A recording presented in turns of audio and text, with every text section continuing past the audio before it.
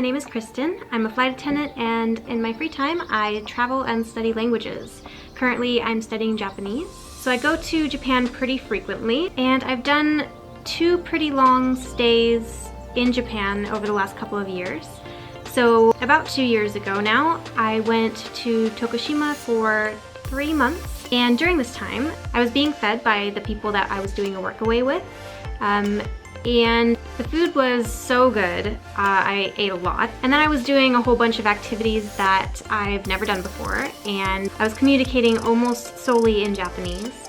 So during this time, I was a little bit stressed out. And when I get stressed out, I tend to go eat sweet things.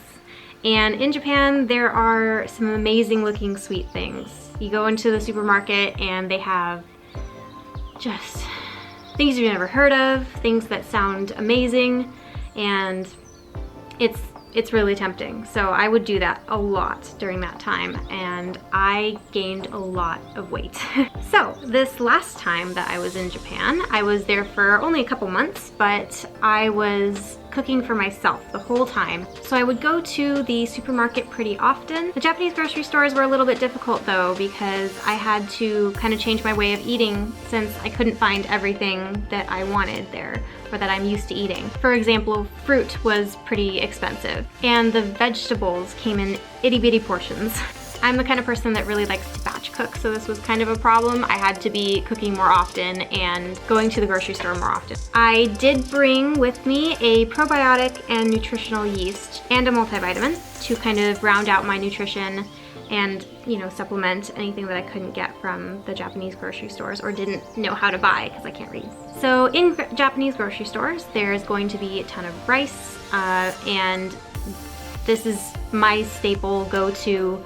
I ate rice every single day, and I did get brown rice to be a little healthier. A couple other things that I really loved getting there were avocados, actually, because they were pretty cheap. They were only like a little over 100 yen, which is like less than the US dollar. Another fairly cheap thing was mushrooms, and I really love mushrooms, and they had some pretty cool ones that were like growing out of the package that they were in. Some things that I discovered that were amazing were a sesame dressing that I got, and I'm not sure if it's completely plant-based. I read really terribly in Japanese. So another fun thing I discovered was called amazake, which is just a fermented rice drink, and it's supposed to be really healthy, and of course all fermented things are really good for you because they have good gut bacteria, and I always really like to try and get enough foods like that in my diet. But my number one holy grail, the thing that I really fell in love with the time that I was last in Japan,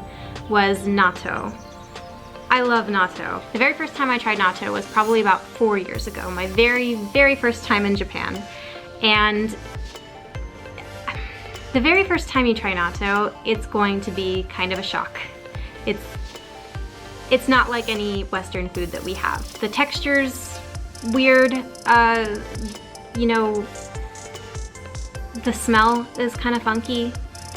I'm not making it sound very delicious, but well, okay, the first time you try it, it's gonna be a little weird.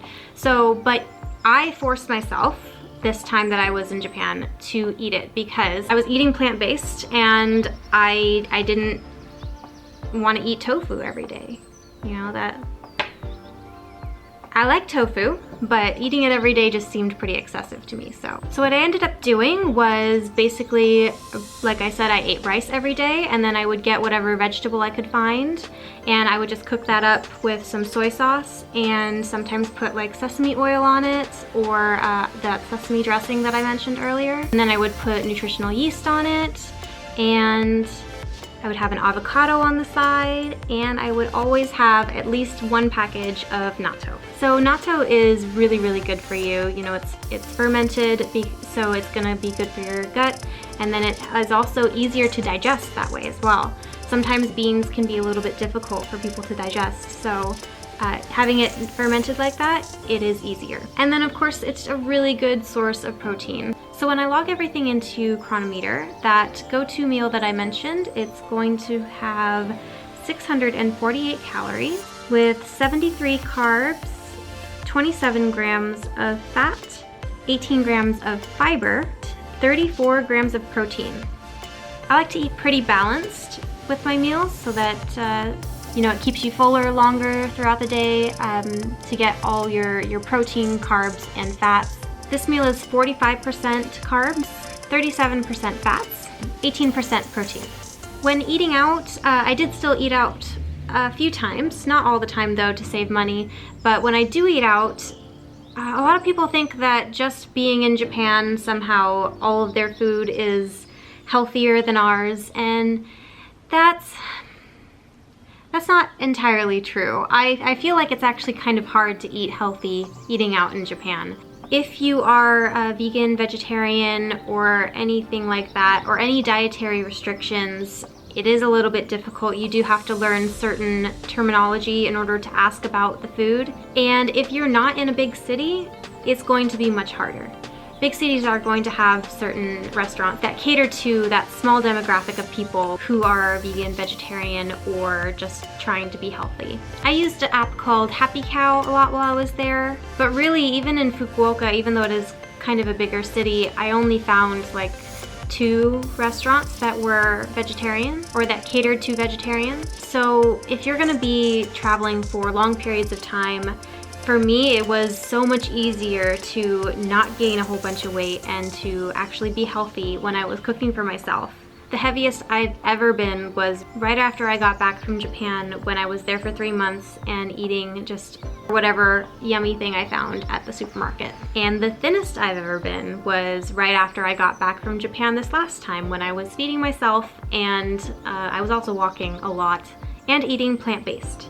Sometimes I do kind of miss how I ate while I was in Japan because I got used to it and I really did enjoy it. So I will sometimes go to the, we have a Asian market near where I live, and I can actually find some natto. I have this one here. In most Asian markets, there's going to be quite a variety, but I always go for the one that's organic and probably a little bit higher priced. You can find natto for really, really cheap, but I always did go for the slightly higher priced one because to me that one always tasted a little bit better. And they had the little mustard packet that I like. Also, it's really fun to put some like rice seasoning on your rice. A lot of the rice seasoning that you can get in Japan is going to have bonito flakes, so if you don't want to eat any fish, you can always just get some sesame seeds, and then what I like to do is I'll put some of like these seaweed things on top of it. I'll just like crumble it up and put it on top of my rice in place of the rice seasoning, and it's delicious. And then of course I will put my nutritional yeast on there to get my B vitamins. So I've went ahead and recreated the meal that I had every day. Basically just some rice. The one I've made here has white rice, but basically the same. Then I had my sauteed vegetables that basically was just whatever I could find in the supermarket on that day. This one right here is spinach. And I've put some sesame seeds and nutritional yeast all over it, and some seaweed, and of course my natto. All right, so comes in these little packages here, and there's usually 3 to a pack. I already pulled mine out, but it just sits right on top like that. And so you pull it open, and it's gonna come like that. And I think, so this is like a little mustard that you have here. And I think that this might have fish in it. I'm terrible at reading Japanese. It might have fish. So if you are trying to be extra cautious about animal products, then I would skip that and maybe just add a little bit of soy sauce instead. And then you're gonna want to pull off this wrapping right here. Ah. Really gooey. If you've never seen natto before, that's how it is. And I know it doesn't look very appetizing, but I promise it's fantastic. Well, I promise that you can get used to it and that maybe you will acquire a taste for it anyway. I can't promise that. So once you have put your toppings inside, Then you're going to want to take your chopsticks. I don't have chopsticks. I'm using a fork, which is weird and wrong, but do what you gotta do. And then you're just gonna kind of whip it around like that. And then it gets really stringy. So it gets all like stringy and, oh, I'm gonna lose one. You're supposed to whip it around until it has all those lovely gooey strings. Yeah, that's about it. And then you eat it just like that. So I hope you give natto a try if you do eat plant-based and are thinking of traveling to Japan. And maybe you're wondering what's the best way for you to continue a healthy diet while on your plant-based lifestyle. It really helps to be able to read the language. So maybe study up on your food words. I hope you all have a lovely day, and I will talk to you again soon. Bye-bye.